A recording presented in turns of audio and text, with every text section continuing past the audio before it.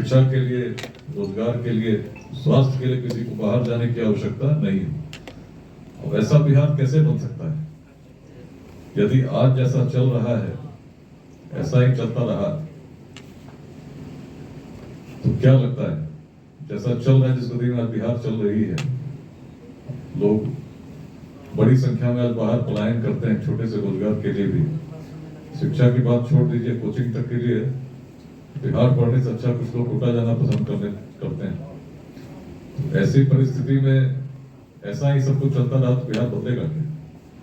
हम 2047 क्या 2147 में बात करेंगे, कितना परिवर्तन होगा, क्या कारण है? इस अभियान में जिस दृष्टि को लेकर मुख्य रूप से लोगों को जोड़ने का प्रयास हम लोग कर रहे हैं, बताना यही चाहते हैं कि प्राचीन काल में जब संसाधन नहीं थे, आज के जैसे रोड, टेक्नोलॉजी और सूचना के तंत्र नहीं थे, तब यदि हम अखंड भारत के साम्राज्य का निर्माण कर सके, तब यदि हम नालंदा में, विक्रमशिला में विश्वविद्यालय स्थापित कर सके, विश्व को शून्य दे सके, कुछ तो बात अलग थी। अलग बात क्या थी? कई बार अनेक संवादों में मैंने समझाने का प्रयास किया है कि बिहार के दर्शन को जब देखते हैं तो पाते हैं वेदांत की भूमि रही है।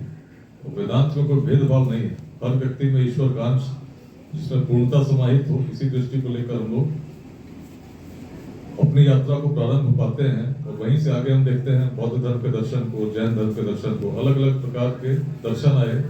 लेकिन साथ साथ उन दर्शन का जो प्रभाव हुआ, अनेक अपवाद हमने प्रस्तुत किए। उस प्राचीन विश्व में निश्चित है कि भेदभाव थे, बिहार में भी जातियां थी, अन्य क्षेत्रों में भी जातियां थी, लेकिन बिहार की एक दृष्टि जब हम पाते हैं, जो वेदांत का जिसमें प्रभाव दिखता है, तो हम पाते हैं उस प्रकार का संघर्ष नहीं होता। सोच आगे की है, कुछ आगे सोचने की है, कुछ नया करने की है। वैशाली में सोचते हैं तो वैशाली में देखते हैं कि हर जगह शासन उसी प्रकार से था, एक शासक वर्ग था, उसके उत्तराधिकारी भी निश्चित थे कि उनका पुत्र होगा। लेकिन जब लोगों को लगने लगा कि इस व्यवस्था में सही व्यक्ति नहीं शासन करेंगे, तो गणराज्य की संकल्पना हुई और 7,707 गणराजा मिलकर प्रतिवर्ष गणाधिपति को चुनते थे। ये बातें अक्सर मैं बताता रहा हूँ। जिस उद्देश्य को लेकर हम लोग चल रहे हैं 2047 तक विकसित बिहार, जिसमें किसी को बाहर जाने की आवश्यकता नहीं हो, शिक्षा, स्वास्थ्य, रोजगार के लिए, इसका निर्माण कैसे होगा? यदि जनसंख्या की बात करें तो जनसंख्या बिहार की लगभग 14 करोड़ है, और 14 करोड़ में युवाओं की संख्या जिनकी उम्र 30 साल से कम है 9 करोड़। 9 करोड़ लोगों को यदि अगले 2 सालों में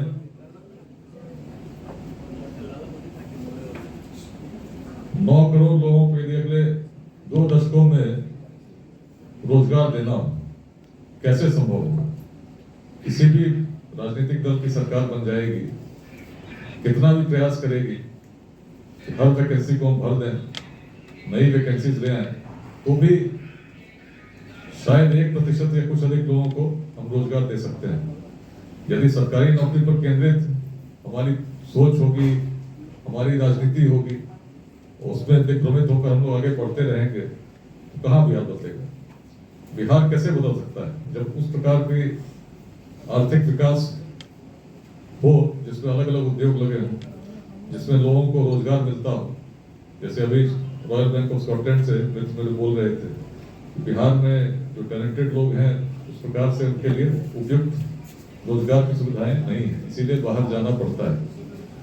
अब सोचिए अचानक कोई चीज कैसे बनेगी? बात हो रही थी कि बिहार में कोई बड़े आईटी मल्टीनेशनल के ऑफिसर्स नहीं, अनेक प्रकार की समस्याओं का उल्लेख भी हुआ, लेकिन कैसे होगा? कहीं ना कहीं तो शुरू करना होगा। शुरू कौन करेगा? कैसे होगा?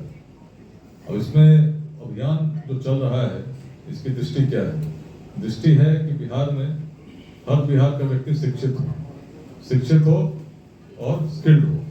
शिक्षित का मतलब जैसे हम लोग विद्यालय में पढ़ने जाते हैं, जिनके बच्चे सक्षम हैं प्राइवेट स्कूल में भेजते हैं, बहुत तो सरकारी विद्यालय में जाते हैं। फिर भी अगर अपने आसपास आप जहाँ रहते हैं उसके आसपास भी आप देखेंगे तो बहुत सारे बच्चे ऐसे दिखेंगे जो शिक्षा को उस रूप में प्राप्त नहीं कर रहे हैं। हो सकता है उनका एडमिशन किसी सरकारी विद्यालय में हुआ, लेकिन जिस प्रकार की शिक्षा उनको मिलनी चाहिए हम पाते हैं कि उनको उस प्रकार की शिक्षा नहीं मिल रहा। हमारा इसमें क्या योगदान हो सकता है, हमारी भूमिका क्या हो सकती है एक सामाजिक प्राणी के रूप में? यदि अपने आसपास हम ध्यान नहीं देंगे तो बच्चे तो आज बच्चे हैं, शिक्षा की ज्योति से वंचित रहेंगे, आगे बढ़ेंगे, जनसंख्या भी बढ़ेगी, और जो व्यक्ति शिक्षित नहीं हुआ, सीधी सी बात है, रोजगार के लिए भी उस प्रकार से सक्षम नहीं होगा, और सक्षम नहीं होगा तो समस्या कहाँ बनेगी? उतनी बड़ी जनसंख्या पलायन भी करेगी, और अगर यहाँ रही जो स्किल्ड नहीं है, जो शिक्षित नहीं है, तो प्रयास क्या होगा? समाज में एक असंतुलन बनता है। और यदि हम सोचें कि केवल अपने हिस्से का बिहार, जो हमारे आसपास का बिहार, उसको थोड़ी एक जिम्मेदारी बढ़ कर लें, समाज में हर व्यक्ति हो सकता नहीं जुड़ेगा। समाज को नुकसान दुर्जनों के दुष्कृत्यों से उतना नहीं होता जितना सज्जनों की निष्क्रियता से होती है। तो अच्छे लोग जब जुड़ेंगे, थोड़ा प्रयास करेंगे, मान लीजिए औरंगाबाद के किसी मोहल्ले में आप रहते हैं, उसमें जितने बच्चे हैं जो स्लम्स में रहते हैं आसपास में, जिनको शिक्षा नहीं मिल पा रही उस प्रकार से, और यदि हम प्रयास करें, कुछ लोग जो कुछ समय दे सकते हैं, नंदन ठाकुर हमारे आदर्श बैठे हुए हैं यहाँ पर, दूर पैदल जाकर शिक्षा देते हैं, कुछ लोगों के एक समूह बनाकर हम लोग प्रयास करें, जो आसपास के बच्चे हैं जो भटक रहे हैं, जिनको सही दिशा नहीं मिल पा रही, केवल यदि हम दिन में 1 घंटा भी दे पाते हैं, उतना भी नहीं दे पाते, सप्ताह में संडे सबको मिलता है, सैटरडे मिलता है, उसमें कुछ समय निकाल के एक स्थान निर्धारित कर लें। स्थान की भी कमी नहीं होगी, स्थान कोई विद्यालय दे सकता है। विद्यालय पटना में अनेक स्थानों पर गार्गी पाठशाला चलती है, महिलाएं पढ़ाती है। कुछ बेगूसराय में 2 पाठशालाएं चल रही हैं, जिसमें स्कूल आवर्स में ही बच्चे गार्गी पाठशाला के पढ़ते हैं। कुछ विद्यालय हैं उसमें स्कूल आवर्स के बाद सामाजिक लोग जाते हैं, वहाँ आसपास के बच्चों को बुलाते हैं जिनका दाखिला कहीं और भी है, और साथ में उनकी स्पेशली पढ़ाई, उनका मार्गदर्शन, किस प्रकार से उनको स्किल्ड किया जाए, इसका प्रयास लगातार पिछले 3 वर्षों से चल रहा है। आज गार्गी पाठशाला के 16 केंद्र महिलाओं के द्वारा चलाए जा रहे हैं। निःशुल्क पाठशालाओं के भी करीब 4 केंद्र पूरे बिहार में भी चल रहे हैं। बात हुई कि 20 केंद्र चल सकते हैं जब समाज के कुछ लोग सामने आए और आसपास के लोगों को, ऐसे बच्चे जो मुख्य धारा से थोड़े कटे हुए हैं, जिनको यदि आज हम शिक्षित नहीं करेंगे तो आने वाले समय में एक समस्या निश्चित आनी है। छोटा प्रयास यदि हम करें, आज मान लीजिए 20 केंद्र, दृष्टि क्या है? बिहार के हर पंचायत में इस प्रकार के प्रयास हो कि कोई व्यक्ति शिक्षा की ज्योति से वंचित ना रहे। इसमें जो योगदान हम कर सकते हैं, आप एक विद्यालय चलाते हैं, उस विद्यालय में आप कुछ स्थान संसाधन दे सकते हैं उन बच्चों के लिए। यदि आसपास के बच्चे वंचित रह गए तो आने वाला समय निश्चित है बिहार विकसित नहीं होगा। बिहार के लिए तो सबसे पहली बात शिक्षा है, स्किल्स। शिक्षा केवल यदि हम ये सोचें कि शिक्षा का स्तर ऐसा हो कि परीक्षाएं पास करके शिक्षित हो गए और किसी रोजगार के लिए हम सक्षम नहीं है, तो ऐसे शिक्षा का क्या लाभ? यदि समस्या केवल सरकारी नौकरी से सुलझ जाती तो 1% से अधिक लोगों को कहाँ दे पा रहे हैं? तो आवश्यकता होगी हमें अपने युवाओं को मार्गदर्शित करने के लिए, प्रेरित करने के लिए स्टार्टअप्स की ओर, व्यवसाय की ओर, अपना उद्योग स्थापित करने की ओर। और जब तक ऐसा हम नहीं करेंगे, चेन रिएक्शन नहीं बनाएंगे, तो बिहार में जो कल्पना हम लोग कर रहे हैं 2047 की, वो कभी संभव नहीं हो पाएगा। एक बड़ी जनसंख्या है जिसको आज हम उस रूप में देखते हैं कि संख्या बहुत बड़ी है। एक संख्या यदि स्किल्ड हो जाए, प्रॉपर्ली शिक्षित हो जाए, और केवल सरकार के प्रयास से संभव नहीं होगा। सरकार नीतियां बना सकती है, लेकिन क्रियान्वित तभी होंगे समाज उसको ग्रहण करने के लिए तत्पर हो, समाज आगे बढ़कर प्रयास करने के लिए तत्पर हो। और बिहार में हर व्यक्ति जिस पीड़ा का हमने उल्लेख किया, बाहर जाते हैं तो लोग हीन भावना से देखते हैं, उसका कारण कोई और नहीं है। इसी बिहार से जब लोग प्राचीन काल में अफगानिस्तान जाते थे तो एक शासक के रूप में, प्रवर्तक के रूप में उनका सम्मान किया जाता था। इसी बिहार से कभी कोई चीन जाता था, उस प्राचीन काल में जब ऐसे रोड नहीं थे तो ईश्वर के तुल्य माना जाता था। इसी बिहार में पूरे तिब्बत के लोगों ने 1000 साल पहले सोना दान दिया था। एक खर से सोना जो भी उनके पास था निकाल के दिया था, ताकि एक आचार्य केवल विक्रमशिला से बुलाए जा सके। मंडली चली, हिमालय पार करके आई, तो पहली बार उनको मना कर दिया गया। तब जब लौट कर गए तिब्बत नरेश लाल लामा इतने निराश हुए कि कैसे विक्रमशिला से आचार्य को आमंत्रित किया जाए। उन्हें लगा कि शायद राशि कम पड़ गई और राशि की तलाश में पता नहीं चला, खदान खोजने लगे। नेपाल की सीमा में चले गए, नेपाल के शासकों ने बंदी बना दिया। और तब उनके पुत्र ने जब पूछा, उन्होंने कहा कि मेरी उम्र की अवस्था वैसी है कि कुछ ही वर्ष शेष है, तो मेरे लिए चिंता मत करो, लेकिन तिब्बत के लोगों ने जो सोना दिया है उसको पुनः एक मंडली के साथ विक्रमशिला भेजो और उनसे कहो कि आपके मना करने के कारण हमारे नरेश की क्या दुर्दशा हुई।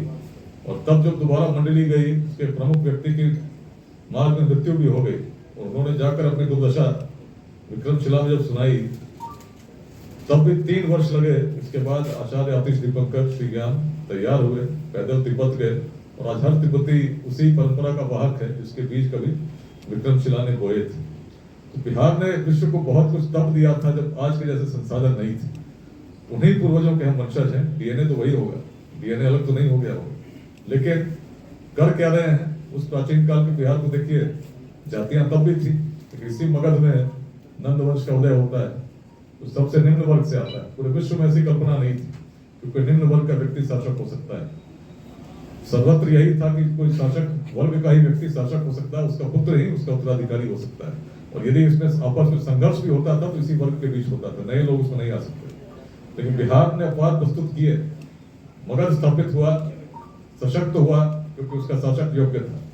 वैशाली स्थापित हुई एक अलग दृष्टि के साथ कि कोई व्यक्ति शासन कर सकता है, उसे सिद्ध किया। मगध को भी जब वैशाली का सामना हुआ, तो वैशाली का पतन इसलिए हुआ क्योंकि आपस में जो संघर्ष नहीं था वो होने लगा, आपस का सहयोग मिटा, लोग गणराजा आपस में संघर्ष करने लगे और मगध को समय उपयुक्त लगा कि हम वैशाली पर आक्रमण कर सकते हैं। और तब मगध साम्राज्य का विस्तार हुआ, जिसको आगे चलकर हम पाते हैं कि सबसे बड़े अखंड भारत के साम्राज्य के रूप में आचार्य चाणक्य की दिशा के साथ सम्राट चंद्रगुप्त ने पूर्ण किया। इस प्रकार से उस बिहार में यदि हम सोचें कि चाणक्य भी यही सोचते हैं कि चंद्रगुप्त की जाति क्या है, तो कैसे हम किसी योग्य व्यक्ति को बिहार का शासक के रूप में स्थापित कर पाते, भारत के शासक के रूप में स्थापित कर पाते? सोच अलग थी, दृष्टि वही वेदांत की थी। लेकिन आज यदि हम लोग बात कर रहे हैं, हम क्या कर रहे हैं? अभी आवश्यकता है एक उद्यमिता की क्रांति की, जिसमें कि हमारे युवा उद्योग की ओर बढ़े।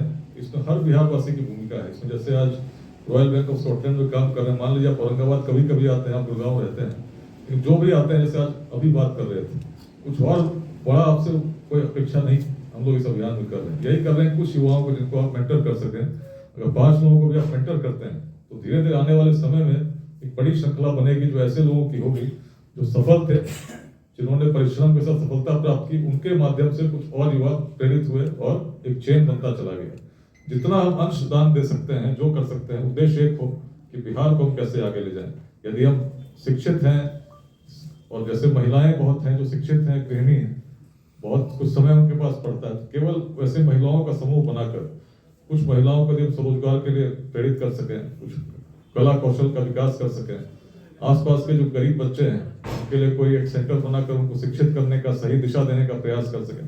क्योंकि यदि नहीं देंगे तो आने वाले समय में जो मुख्य धारा से कटे लोग होंगे, जो शिक्षित नहीं होंगे, जो स्किल्ड नहीं होंगे, हमारे लिए एक समस्या का रूप लेंगे। यदि आज हमने उनको शिक्षित कर दिया, स्किल्ड कर दिया, तो यही लोग आने वाले बिहार में एसेट्स होंगे और नए रोजगार का सृजन करेंगे। तो सोचना इस प्रकार से कैसे एक जन अभियान, जन जन का अभियान इसको बनाए और ऐसे सभी लोग जो जिनके मन में कुछ भाव है बिहार को आगे बढ़ाने का, उनको हम जोड़ सकें, जाति, संप्रदाय, लिंग भेद, विचारधाराओं के मतभेद से ऊपर उठकर। इसमें आज लेट्स इंस्पायर बिहार में औरंगाबाद के भी ग्रुप में बहुत लोग जुड़े हैं। औरंगाबाद के अलग अलग ब्लॉक्स में संख्या यदि गिनेंगे तो फिर 2000 से अधिक लोग उसमें जुड़े हुए हैं। लेकिन यदि हम पूछें कि उस योगदान क्या हो रहा है, तो अभी तक औरंगाबाद में केवल मैं नंदन ठाकुर जी को ही जानता हूँ, जिनके माध्यम से अनेक विद्यार्थी लाभान्वित हो रहे हैं।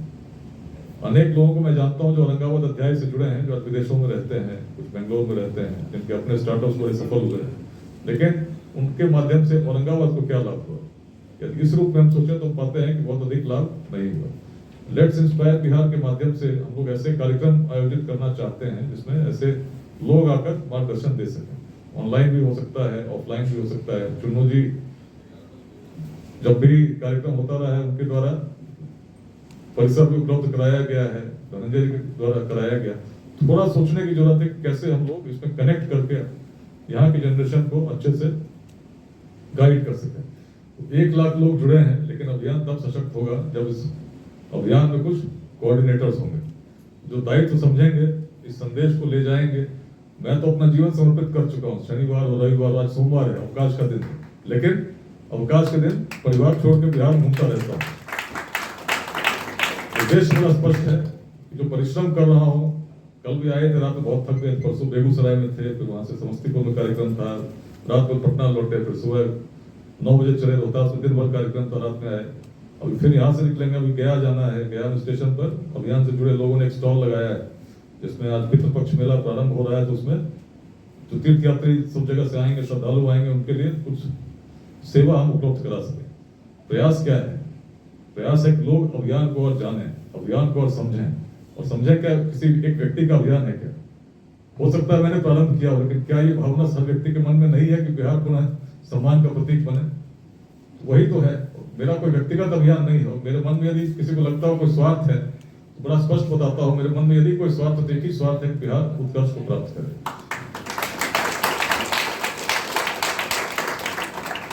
कई बार लोगों ने कहा कि आप बात कर रहे हैं 2047 तक कि विकसित बिहार बने, तो आपको तो राजनीति में आना चाहिए। आप राजनीति में क्यों नहीं आते हैं? इतना घूम घूम के आप क्या कर रहे हैं? अपना भी समय बर्बाद कर रहे हैं, लोगों को भी उलझा के रखे हुए हैं। स्पष्ट बताइए। मैंने कहा देखिए, राजनीति में निश्चित है कि अच्छे लोग आने चाहिए, अच्छे लोगों को आने का प्रयास भी करना चाहिए, और अच्छे लोग आएंगे तो निश्चित है कि सकारात्मक परिवर्तन होंगे, इसमें कोई संशय नहीं, कोई संदेह नहीं। लेकिन वर्तमान के जो बिहार को मैं देखता हूं, कुछ अच्छे लोग आ भी जाते हैं राजनीति में, क्या फर्क पड़ेगा?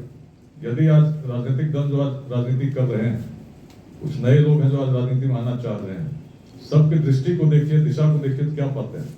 आधार को यदि हम समझने का प्रयत्न करेंगे तो क्या पाते हैं? जो राजनीति कर रहे हैं उनका आधार भी वही है कि समाज अनेक खंडों में बटा हुआ है। उसके अनुसार उन खंडों पर हम देखते हैं कि हमारी दृष्टि कैसी हो। यदि हम लक्ष्य की बात करें तो लक्ष्य केवल और केवल यही है कि कैसे हम चुनाव जीते हैं। उसके लिए उम्मीदवारों का चयन हम करते हैं उस आधार पर कि किस समीकरण जाति का क्या है, संप्रदाय का क्या है, सोच कर करते हैं। लोग वोट देते हैं, उसमें वही समीकरण कि जाति के हमारे कैंडिडेट हैं कि नहीं। हमारे युवाओं की सोच क्या हो गई कि हमारे जाति के कितने लोगों को टिकट मिला, कितने लोग मंत्रिमंडल में पहुंचे। इसकी चिंता नहीं कि हमारे आसपास क्या हो रहा है या बिहार कहाँ जाना चाहिए। और ऐसी सोच लेकर जब हम चलेंगे तो बिहार कहाँ आगे जाएगा? जब तक हम इस जाति संप्रदाय के बंधन से मुक्त होकर नहीं सोचेंगे। यदि कोई कहता है कि भाई इस पार्टी में हम स्थापित कर रहे हैं, हम इतने लोग इतने टिकट देंगे, इस जाति को इतने देंगे, इस संप्रदाय को इतने देंगे, तो ऐसा व्यक्ति बिहार का सबसे बड़ा हितैषी हो ही नहीं सकता। सबसे बड़ा यदि विद्रोही है तो वही है, उस बीज को और सशक्त कर रहा है जो व्यक्ति को व्यक्ति से तोड़ती है। आपको समझना होगा बिहार का हितैषी कौन है। जो प्राचीन बिहार की बात करें जिसमें जातियां थी, लेकिन ऐसा जातिवाद नहीं था। जाति संप्रदाय से परे सोच जब तक हम विकसित नहीं करेंगे अपने युवाओं में, उनको शिक्षा की ओर, उद्यमिता की ओर नहीं ले जाएंगे, तब तक जो स्वप्न है हमारे पूरे नहीं हो सकते। राजनीतिक परिवर्तन हो सकते हैं, कुछ लोग आ सकते हैं, लेकिन व्यवस्था परिवर्तन जो बिहार को आगे ले जाए तभी होगा जब युवा जागेंगे और इन बंधनों से मुक्त होकर सोचेंगे। जब मतदान भी इस आधार पर नहीं होगा कि कौन किस जाति का है, उसके हिसाब से हम करेंगे, तभी वो नया बिहार बनेगा। अभी उद्यमिता की बात हो रही थी पिछले स्टार्टअप समिट में, पूरे बिहार से लगभग 350 स्टार्टअप आए थे विद्यापति भवन में। तब मैंने कहा स्वेच्छा से जितने लोग आए हैं, हम लोग तो एक छोटा लक्ष्य लेकर चल रहे हैं कि हर जिले में 5 ऐसे स्टार्टअप 2028 तक बने जिनमें 100 लोगों को कम से कम रोजगार मिलता हो, इस अभियान के माध्यम से स्थापित हो। अभियान से जुड़े लोग ऐसे स्टार्टअप्स को मार्गदर्शित करें कि हमारे युवा ऐसे स्टार्टअप लगाएं और उसमें इतनी क्षमता हो जाए कि 100 लोगों को हम रोजगार अपने जिले में दे पाएं। और जिस दिन ये हुआ, ये तो मात्र बीज है। मेरी दृष्टि तो यह है कि बिहार में हर पंचायत में स्टार्टअप लगे और इस प्रकार से लगे कि एक समय ऐसा आए कि आज विद्यापति भवन में हम लोग कर रहे हैं, लेकिन एक समय ऐसा है जब स्टार्टअप समिट का आयोजन करना हो तो पूरा गांधी मैदान भी छोटा पड़ जाए।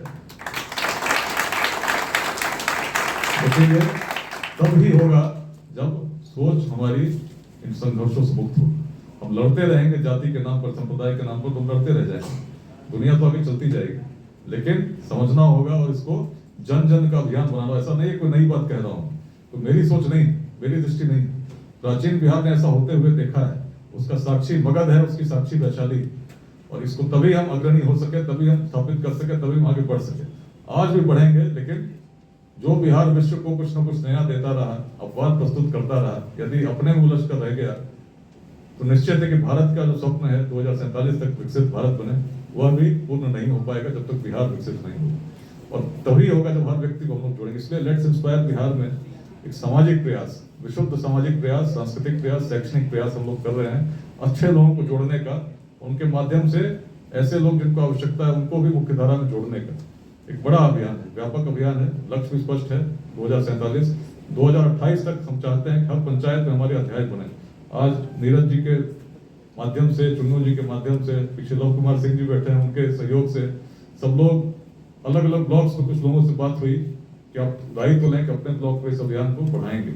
अभी अनेक दायित्व हमको और देने हैं, लेकिन आज हम लोगों ने कुछ दायित्वों के लिए लोगों को, जिन लोग आगे आए उनको हम दे रहे हैं। एक सशक्त गार्गी अध्याय हम लोग औरंगाबाद में देखना चाहते हैं, महिलाएं जुड़ी हों बड़ी संख्या। बिहार गार्गी की भूमि रही है, जिसमें प्राचीन काल में जब पूरे विश्व में ऐसी कल्पना भी नहीं थी कोई महिला सभा में जा सकती होंगी और सभा में प्रश्न कर सकती होंगी, बिहार में एक महिला में साहस था कि पूरे भारत के विद्वान जब एकत्रित हुए तो सबसे बड़े विद्वान को विद्वतापूर्वक चुनौती दे सकती थी।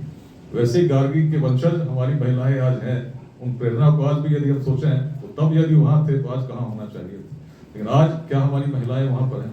आज लेट्स इंस्पायर बिहार अभियान की बात करते हैं तो लगभग 1,05,000 लोग इसमें जुड़े हैं, 8,000 महिलाएं हैं। औरंगाबाद की यदि बात करें तो मुझे लगता है 15-20 ही महिलाएं इस ग्रुप में जुड़ी हुई हैं। आवश्यकता है कि हर प्रखंड में महिलाओं को हम लोग बड़ी संख्या में जोड़ें, क्योंकि जब तक रथ के 2 चक्र, पुरुष और स्त्री दोनों चक्र साथ एक गति से नहीं चलेंगे तो समाज का रथ आगे नहीं बढ़ सकेगा। यदि इस प्रकार से योगदान नहीं होगा महिलाओं का, मैं तो जिस दृष्टि को देखता हूँ, मैं देखता हूँ महिलाओं को बड़ा नेतृत्व बिहार को देना है और उस रूप में हर क्षेत्र में उनका योगदान होना चाहिए। इसके लिए हमें उस प्रकार का वातावरण भी निर्मित करना होगा। हमें सोचना होगा कि 24 घंटे महिला किसी भी स्थान पर असुरक्षित महसूस नहीं करे, स्वच्छंद होकर पूरे योगदान के साथ समाज में अपनी भूमिका निभा सके। इसके लिए ऐसा वातावरण भी हमें बिहार में निर्मित करना होगा और इसके लिए हर व्यक्ति को एक प्रकार का दायित्व ग्रहण करना होगा कि कहीं आसपास मेरे कुछ होता हो और उसका हम प्रतिकार नहीं करते, हम आंख बंद करके चल देते हैं, इससे बचना होगा। यदि हमें लगता है कुछ गलत हो रहा है तो हर महिला की सुरक्षा की जिम्मेदारी हर व्यक्ति पर है। यदि आसपास कुछ होता है, कोई किसी ने असहज टिप्पणी कर दी और हमने सुन लिया तो हम भी उतने ही दोषी। यदि हमने उसका प्रतिकार नहीं किया वो तो व्यक्ति तो करता रहेगा और जो एक परंपरा है और विकसित होती चली जाएगी। तो हमें देखना होगा समाज हमारा है, बिहार हमारा है। और यदि हम चाहते हैं तो एक चीज और जो कहूंगा, जो कोऑर्डिनेटर्स आज बन रहे हैं तो उसमें कई बार लगेगा कि हम जो कह रहे हैं लोग तो समझते ही नहीं। जब लेट्स इंस्पायर बिहार अभियान शुरू हुआ था तो नीरज जी भी थे और भी लोग जो यंग थे अपने अपने जिलों में लोगों को जोड़ने का प्रयास कर रहे थे। तो बोले बड़ा मुश्किल, जिससे पूछते हैं तो बोलता है मेरा क्या लाभ है, तो हम बोले तुमको छोड़ दीजिए, ऐसे लोगों को जोड़िए जो बिहार को कुछ देना चाहते हैं। धीरे धीरे आप देखेंगे जो लोग आज नहीं जुड़ रहे हैं उनको भी जब लगेगा कि इस अभियान में बहुत शक्ति है, लोग बिहार को आगे ले जाना चाहते हैं, फिर खुद सामने होकर आएंगे और कहेंगे मैं क्या दे सकता हूँ, क्या मैं आपके अभियान से जुड़ सकता हूँ। आज पिछले 3-3.5 वर्षों में लगभग अभियान की ऐसी स्थिति होती जा रही है कि लोग स्वेच्छा से इसमें जुड़ रहे हैं और बड़ी संख्या 1 लाख ऐसे पार नहीं हुई। अभी हमारे पास 12,000 मिस्ड कॉल के नंबर हैं जिसको फोन करना बाकी है, क्योंकि ऐसे लोग चाहिए, क्योंकि इस अभियान को फंडिंग तो आ नहीं रही, जो भी चल रहा अनुदान से ही चल रहा है। आज कार्यक्रम हो पा रहा, चुन्नू जी ने परिसर उपलब्ध कराया, इस प्रकार से ऐसे हर जिले में जो भी कार्यक्रम हो रहे हैं कोई ना कोई व्यक्ति सहयोग कर रहा है। जो पाठशालाएं चल रही हैं इसलिए चल रही हैं क्योंकि नंदन ठाकुर जी जैसे व्यक्ति जाते हैं और पैदल चलकर 3 पहाड़ पार करके पढ़ाते हैं। लोगों के मन में जज्बा है कुछ करने का, एक उनके मन में भावना है कि हम बिहार को कैसे आगे बढ़ा सकते हैं। और हर व्यक्ति अपने अपने हिस्से के बिहार को, यदि अपने अपने प्रखंड में, अपने पंचायत में क्या समस्या है, एक दूर की दृष्टि के साथ। आपके बगल के रोहतास जिले में मैं 2008 से 11 तक पदस्थापित था एसपी के रूप में। जीटी रोड पर बड़े बड़े होर्डिंग्स लगे, सासाराम स्टेशन पे लगे, डेहरी पे लगे, रोहतास पुलिस रोहतास किले पर पर्यटकों का स्वागत करती है। उस समय वातावरण बड़ा अलग था, किले पर जाने की कोई सोचता ही नहीं था। कोई सोचता उसे याद आता कि कभी यहाँ पर किसी की हत्या भी हो चुकी है। वर्ष 2002 में डीएफओ शहीद हुए थे पहाड़ के ऊपर, 2006 में डीएसपी शहीद हुए थे। हर वर्ष पुलिसकर्मी बड़ी संख्या में शहीद होते हैं। मुझ पर भी गोलियां चली थी 3 सितंबर 2008 को सोली गांव में, बगल से सैकड़ों गोलियां निकली थी। मन संकल्पित था परिवर्तन तो करना है, होगा कैसे? गोलियां चलती रहेगी तो परिवर्तन होगा। लोगों को जुड़ना पड़ेगा, लोगों को समझाना पड़ेगा। यदि ऐसा चलता रहा तो स्थिति और विषम होगी, हम आगे नहीं जाते। और तब जब बात करते थे पहाड़ पर घूमकर, तो हर आदिवासी मिलता, वो कहता हमारे पूर्वज बड़े यशस्वी थे, उन्होंने रोहतास दुर्ग को तब निर्मित किया जब ऐसे संसाधन नहीं थे। मुगल भी जब आए तो उन्होंने कहा, उनके लेखक फरिश्ता ने लिखा कि दुर्ग अभेद्य है, इसको बल से नहीं केवल छल से जीता जा सकता है। और तब मैंने कहा कि यदि आपके पूर्वज इतने यशस्वी थे तो आप में क्या कमी है? यदि पूर्वज सृजन कर सकते थे तो आप क्यों नहीं कर सकते? आप क्यों संघर्ष करते? ये बात न केवल उस प्रकार से कहने को नहीं थी। सभाएं हम लोगों ने की, सोन महोत्सव एक अभियान चलाया जिसमें हर आदिवासी गांव में जाते, लोगों से बात करते, आदिवासी महापुरुषों की हम लोग जयंती मनाने लगे। उस अवसर पर लोगों के बीच कंबल वितरित करते, और सबसे अलग प्रयास उन्होंने शुरू किया, इस प्रकार के होर्डिंग लगाकर हमने कहना शुरू किया कि लोग पर्यटक रोहतास के लिए पर आए। उस समय जब 2009 में इस प्रकार के होर्डिंग्स लगे थे, लोग हंसते थे, कई बार उपहास करते थे कि भाई आप होर्डिंग लगा रहे हो, अभी तो कोई पर्यटक जाएगा नहीं, तो क्यों आप पूरे जगह होर्डिंग लगा रहे हैं? 2010 में हम लोगों ने 80 पहाड़ी युवकों को बुलाकर टूरिस्ट गाइड बनने की ट्रेनिंग दी, और उसमें पटना से भी लोग आए, हॉस्पिटैलिटी सेक्टर के लोग आए, उनको हम टूरिस्ट गाइड बनने की ट्रेनिंग दे रहे थे 2010 में। तब भी लोग हंसे। अभी होर्डिंग तक तो बात फिर भी ठीक थी, जिसकी इच्छा होती जाता, जहाँ टूरिस्ट है ही नहीं वहाँ टूरिस्ट गाइड बनने की ट्रेनिंग दे रहे हैं। और तब मैंने कहा तुम्हारी दृष्टि आज की है, तुम आज के रोहतास को देखते हो जिसमें उग्रवाद है, समस्या है, पर्यटक नहीं आ रहे हैं। मैं तो 20 साल बाद के रोहतास को देखता हूँ, जिस समय उग्रवाद मिट चुका होगा, और जब टूरिस्ट इतने अच्छे जगहों को देखने के लिए आएंगे, और जब आएंगे तो उनको पहली दृष्टि हो जाएगी कि टूरिस्ट गाइड यहाँ पर कौन है, और उसके लिए मैं तैयार कर रहा हूँ। और ये तो बात अभी की हुई, दृष्टि मेरी तब की है, लेकिन तुम देखना जिस दिन टूरिस्ट गाइड जग गए इस क्षेत्र से उग्रवाद मिट जाएगा, और वही हुआ।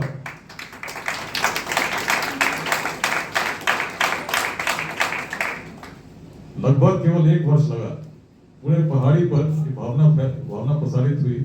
उग्रवादियों के कारण हमारे क्षेत्र का विकास रुका हुआ है, और तब एक गांव में आदिवासियों ने विरोध किया उग्रवादियों का, और इस प्रकार का विरोध किया कि हर उग्रवादी को शस्त्रों के साथ समर्पण करना पड़ेगा। उस रोहतास पर जहां अब रोड बन रहा है, कच्चे रास्ते थे, लैंडमाइंस लगे रहते थे, किसी भी समय 24 घंटे आज आप जा सकते हैं, कोई रोकने वाला नहीं, कोई टोकने वाला नहीं, आप स्वतंत्र होकर विचरण कर सकते हैं, क्योंकि उग्रवाद मिट चुका है। कारण क्या था? कोई और लोग तो नहीं थे। कल हम लोग रोहतास में कार्यक्रम कर रहे थे, श्याम नारायण उरांव जी स्टेज पर थे। उन्होंने कहा कि आपने हमें अवसर दिया कि हम आज मंच पर बोल पा रहे हैं। कुछ लोगों ने हमें दबा कर रखा था और हमारा जीवन अभिशप्त था। कौन लोग थे? कहीं और से आए थे क्या? कोई सिग्मा ग्रह से तो आया नहीं था, अमेरिका से तो आया नहीं था, अपने ही लोग थे, लेकिन मुख्य धारा से भटके हुए थे। आज बिहार की तो दशा इसलिए क्योंकि बिहार के कुछ लोग जिनको केवल अपना स्वार्थ प्रिय है, अपनी स्वार्थ सिद्धि के लिए पूरे बिहार के युवकों को गुमराह करते हैं, पूरे बिहार के समाज को खंड खंड में बांटने का प्रयास करते हैं, जाति के नाम पर, संप्रदाय के नाम पर अपने स्वार्थों को सिद्ध करने के लिए समाज को तोड़ते हैं। जब हम जाग जाएंगे, जैसे रोहतास के युवा जागे, उग्रवाद मिट गया, जब बिहार के युवा जाग जाएंगे तो ऐसे जितने तत्व हैं जो स्वार्थी हैं, जो केवल अपना स्वार्थ देखते हैं, कहाँ छिन्न भिन्न हो जाएंगे। उसी प्रकार से पता नहीं चलेगा जैसे आज रोहतास औरंगाबाद में पता नहीं चलता कि उग्रवादी कहाँ गए, कौन लोग थे जो उग्रवादी थे। वही स्थिति होगी और तब वैसा बिहार हम लोग निर्मित करना चाहते हैं। आपसे सहयोग यही चाहिए, इस अभियान में अधिक से अधिक लोगों को जोड़िए, अधिक से अधिक लोगों तक इस दृष्टि को पहुंचाइए। शिक्षा के क्षेत्र से जितने लोग जुड़े हैं, जितने विद्यालय हैं, सभी को जोड़ने का हम लोग प्रयास कर रहे हैं। प्राइवेट स्कूल एसोसिएशन हो, कल बिहार पब्लिक स्कूल एसोसिएशन था, सरकारी विद्यालय हो, सभी से जितने शिक्षाविद हैं, शिक्षक हैं, सबको हम लोग इस अभियान के साथ इसलिए जोड़ने का प्रयास कर रहे हैं क्योंकि शिक्षक ही समाज को दृष्टि देता है। और आज जो विद्यार्थी आज विद्यालयों में पढ़ रहे हैं, यदि उनको आज हमने उद्यमिता की ओर अग्रसर नहीं किया, उनके मन में उस प्रकार के बीज नहीं डाले, तो वह व्यक्ति आगे जाकर केवल सरकारी नौकरी ही खोजेगा और नहीं मिलने पर निराश हो जाएगा। लेकिन यदि उसके मन में जो सृजन क्षमता है, विद्यालय के समय से ही उसको हमने प्रोत्साहित करना प्रारंभ किया। हम लोग शिक्षकों को इसलिए जोड़ रहे हैं, शिक्षकों के साथ अक्सर मैं संवाद करता हूँ, हर विद्यालय के कार्यक्रम में जाता हूँ, जितने भी सबके साथ जुड़ा हो। कारण यह है कि शिक्षकों को भी मार्गदर्शित करना होगा। शिक्षक आप अपने युवाओं को किस दिशा में ले जाएंगे, क्योंकि यदि हम अपने बिहार के युवाओं को जाति संप्रदाय के भेदों से ऊपर नहीं ले जा सके, यदि उनको उद्यमिता से की ओर नहीं प्रोत्साहित कर सके, तो बिहार नहीं बदलेगा। बिहार बदलने के लिए बहुत मौलिक सी बातें हैं और ये बातें लोगों को समझानी पड़ेंगी। आज 3 साल में अभियान की स्थिति ऐसी हो गई है कि उतना नहीं समझाना पड़ता। लोगों को कई बार प्रश्न आते हैं, इन प्रश्नों का उत्तर भी बहुत सहजता के साथ बताता हूँ कि इस प्रकार का कोई राजनीतिक अभियान नहीं है, एक सामाजिक अभियान, एक बृहत अभियान है जो परिवर्तन के लिए मैं कोई जादू की छड़ी लेकर नहीं आया हूँ। मैं तो केवल यही कहता हूँ, बिहार जब जगेगा स्वतः परिवर्तन हो जाएगा। मैंने होते देखा है, बगहा को मैंने बदलते देखा है, रोहतास को मैंने बदलते देखा है। जिसे लोग असंभव मानते थे, बगहा को लोग मिनी चंबल कहते थे, अंग्रेजों ने यूनिवर्सिटी ऑफ क्राइम लिखा था, पुलिस के ऑपरेशन चलते थे, प्रत्येक वर्ष डकैत भी मारे जाते थे, पुलिसकर्मी भी शहीद होते थे, लेकिन स्थिति जस की तस थी।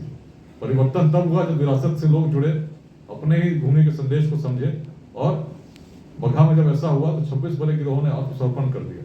किडनैपिंग 150 प्रति वर्ष होती थी, और जब लोगों ने सरेंडर कर दिया तो संख्या 0 पर आ गई।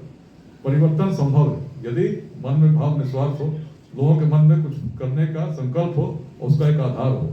बिहार में परिवर्तन इसलिए संभव है क्योंकि बिहार प्राचीन काल में जब संसाधन नहीं थे तब हम ऐसा कर सके थे जिसकी कल्पना पूरे विश्व में नहीं थी।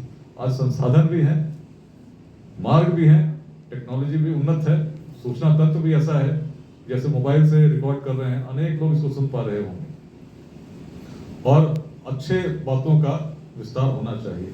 अच्छे अगर टेक्नोलॉजी का दुरुपयोग हम इस रूप में करें कि उसमें कुछ समय व्यर्थ करते रहें, अलग अलग प्रकार के रील्स बनाकर डालते रहें, तो सोचिए उससे दूरगामी लाभ क्या होगा। लेकिन उसी का उपयोग कुछ ऐसे संदेश देने में हम करें कि बिहार प्राचीन काल में ऐसा था तो क्यों था, आज बिहार को बढ़ाने के लिए क्या आवश्यकता, तो धीरे धीरे हर व्यक्ति के मन में बात जन्म लेगी कि बिहार को यदि आगे बढ़ाना है तो उसको तब तक नहीं बदलेगा जब तक मैं भी इस अभियान से नहीं जुड़ता हूँ।